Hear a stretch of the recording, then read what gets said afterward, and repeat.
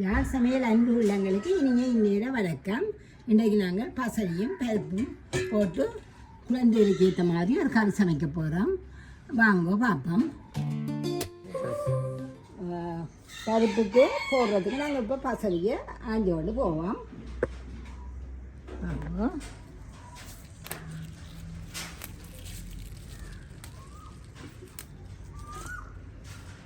இது நீங்கள் சும்மா இருக்கிற இடத்துல ஊண்டி விட்டீங்கன்னா கடகடண்டு வரும்.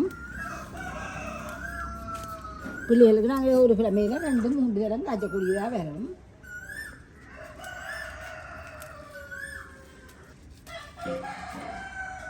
இது பெருக்கிறதையும் சுவம் கிள்ளி ஊண்டி விட்டீங்கன்னா தண்டை வாடில் முளைக்கும்.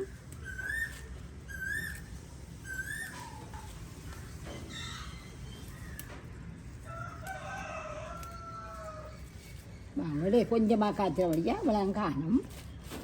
கசதி இது நாங்களே சின்ன இது ஒன்றும் கழுவி இல்லை, நுனியால் எனக்கு இல்லைன்னான் இதே நல்ல வடிவாக ஒரு 2 தண்ணியில் கழுவுவோம்.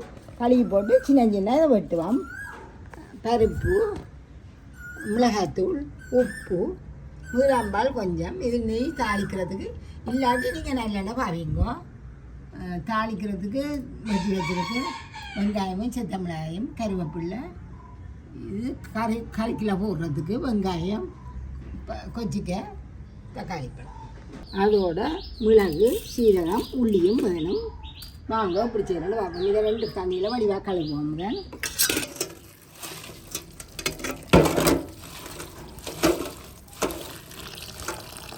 நாங்கள் பசலையே நல்லா கழுவி எடுத்துகிட்டு வந்துட்டோம்.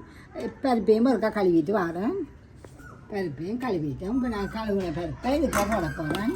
இதையும் ஒவ்வொன்றா நாங்கள் போடுவோம். இது நீங்கள் சுவரம்பருப்பும் போடலாம். இதுக்குள்ள சுவரம்பருப்பு நீங்கள் போடுறேன்டா அரை மணித்தியாவது கழுவி போட்டு நல்ல தண்ணியில் ஊற விடுங்க. அப்படியே இந்த தண்ணியோடு போடுங்க. நாங்கள் பாசலிக்கையும் வட்டி இதுக்குள்ளேயே போட போகிறேன்.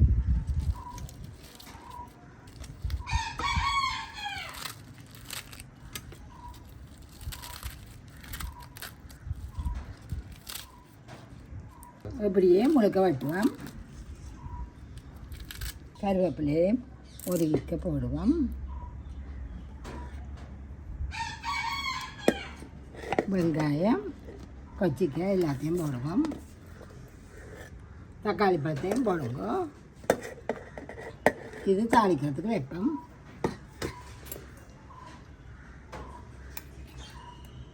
இவ்வளவு மிளகாத்தூள் போடுங்க. பெருசாக உரைக்காது, இப்படி போடைக்கல. உப்பு இதெல்லாம் நாங்கள் போட போகிறோம். போட்டுட்டு தண்ணி ஊற்ற போகிறோம்.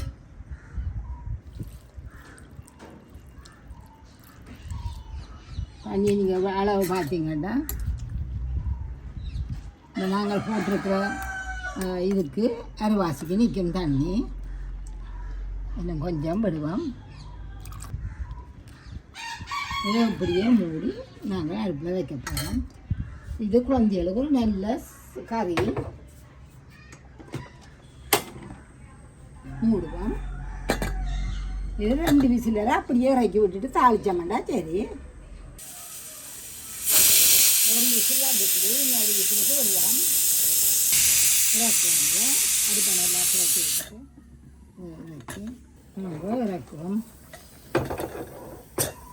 அப்புறம் தாளிச்சி அடுப்பில் வச்சு தாளிச்சு தங்குவோம்.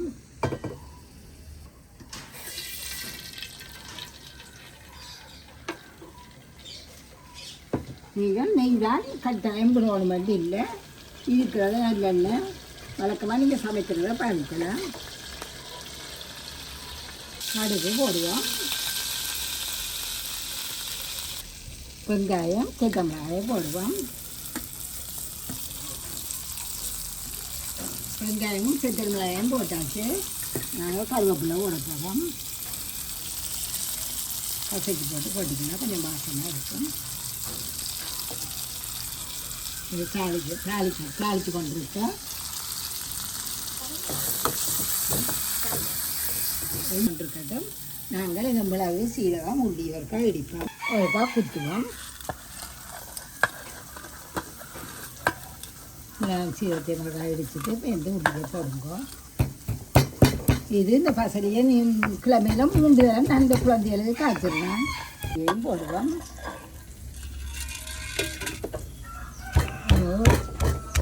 அரிசி கொட்டிக்கலாம். வதக்கி கொண்டிருக்கீங்கள இதை திறந்து பார்க்கலாம்.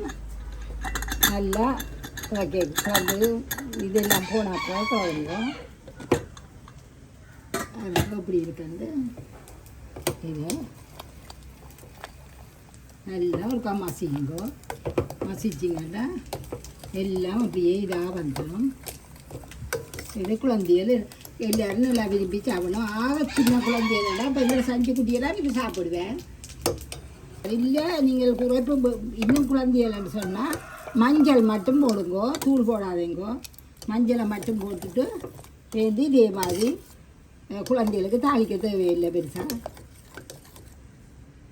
அப்போ நாங்கள் இதுக்குள்ளே எடுக்க இந்த மிளகு சீரகம் உள்ளி இருக்க அதற்காக போடுவோம்.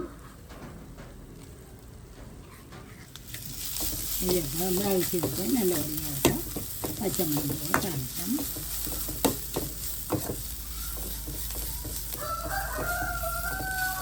ஒரு 2 நிமிஷம் கறியெல்லாம் தேவையில்லை, 2 நிமிஷம் தாளிச்சுங்க தெரியும்.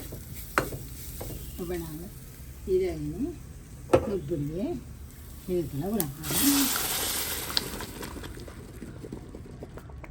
இது நீங்கள் மற்ற இந்த பசலி அம்பளாட்டி மற்றது பெரிய பசலியிலேயும் இதே மாதிரி இது காய்ச்சலாம்.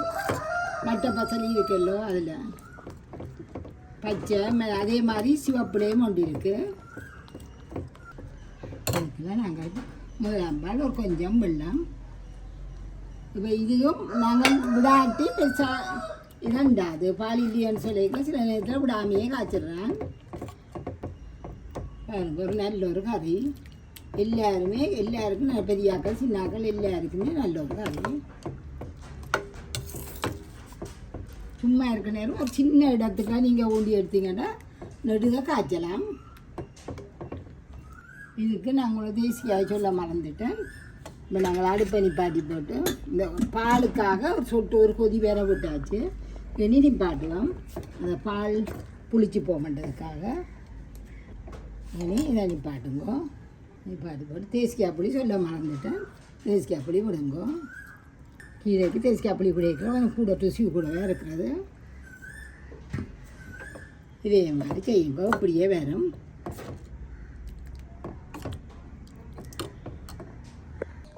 வாங்க எடுப்போம்.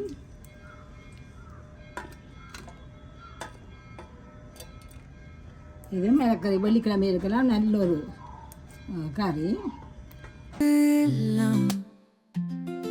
சுவை மணக்கும் விரல் நுனியில் கலை வண்ணம் எளிதாய் சமைத்து மகிழ்வாய் உண்ணும் யாழ் சமையல்.